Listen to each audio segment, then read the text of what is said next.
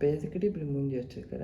எனக்கு அப்படியே எரிச்சலா வருது, மண்டைக்கு சூடாகுது, மண்டையெல்லாம் ப்ரெஷர் ஆகுது, எனக்கு பிபி ப்ரெஷர் சுகர் எல்லாம் வந்துடும் போல இருக்கு. நான் இன்னொரு உனக்குலாம் ஒன்றும் தேவை கிடையாது. உனக்கு ரொமான்ஸ்னு ஒன்று லைஃப்ல வருமா வராதா? ஏன்னா இப்படி அன்ரொமான்டிக் ஃபில்லோவா இருக்கிற? நான்லாம் வந்து 8வது அந்த அடலசன்ஸ் பீரியட் வந்தப்பே வந்து புதுசா பட்டாம்பூச்சி வர ஆரம்பிக்குள்ள, இந்த முதுகுல எல்லாம் அப்படியே கூச ஆரம்பிக்குள்ள. முதுகுல இல்ல, வயிற்றுல.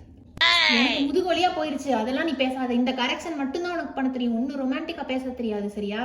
அப்ப இருந்து வந்து எனக்காக ஒரு இளவரசன் வருவான், இன்னும் ஒரு 10 வருஷம் 15 வருஷத்துல வருவான். அவன் எனக்காக வந்து காடு மலையும் தாண்டி வந்து எனக்காக வந்து அப்படியே பூ கொடுப்பான். அப்படியே கீழே உட்காந்து இந்த டைமண்ட் ரிங் இல்லாட்டியும் பரவாயில்ல, ஒரு பித்தளை மோதிரம் கொடுத்துருக்கியா நீ? பித்தளை மோதிரத்தை கொடுத்தாது ஐ லவ் யூ அப்படின்னு சொல்லியிருக்கியா? எதுவுமே சொன்னது கிடையாது. ஏன் இப்படி இருக்க? ஒவ்வொருத்தவங்களும் அப்படி இப்படின்னு சர்ப்ரைஸ் பண்றதெல்லாம் பார்த்தா எனக்கு காஸ்ட்லியான சர்ப்ரைஸே தேவையில்ல. ஒரு ஐ லவ் யூ பாசமா சொல்லியிருக்கியா நீ? சி, ஏன் தான் இப்படி இருக்கியோ? என்ன மாதிரி பொண்ணுக்குலாம் எப்படி பட்டவன் கிடைச்சிருக்க வேண்டியது? இங்க வந்து இப்படி உட்காந்துருக்கேன் நான். இப்போ என்ன உனக்கு ப்ரொபோஸ் தானே பண்ணணும். இந்தா ஐ லவ் யூ.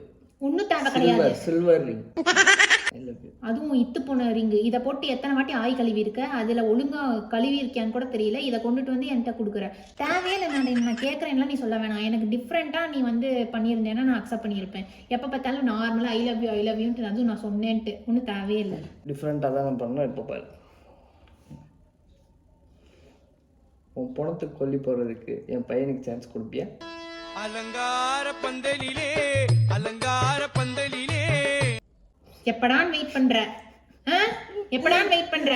டிஃப்ரெண்டா பண்ணேன். டிஃப்ரெண்டா எப்படா சாவா? நானும் என் பையனும் சேர்ந்து உனக்கு தான்டா கொல்லி போடுவோம். மண்டையெல்லாம் கொல்லி போட விட மாட்டான்.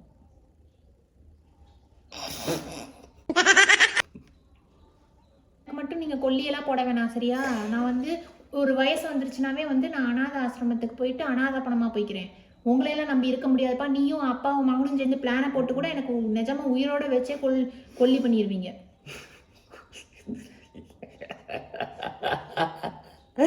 எனக்கு தமிழ் வராதுன்னு நான் ஆல்ரெடி ஆடியன்ஸ்கிட்ட சொல்லியிருக்கேன். அப்பப்ப இப்படி வாய் கலரெல்லாம் அவங்க அட்ஜஸ்ட் பண்ணிக்குவாங்க. நீ வந்து ப்ரப்போஸ் பண்றேன்னு சொல்லிட்டு கண்ட கருமத்தையும் பேசிட்டு இருக்கிறது எல்லாமே இப்ப என்னை கிண்டல் வேற பண்ற. பேச வேணாம்.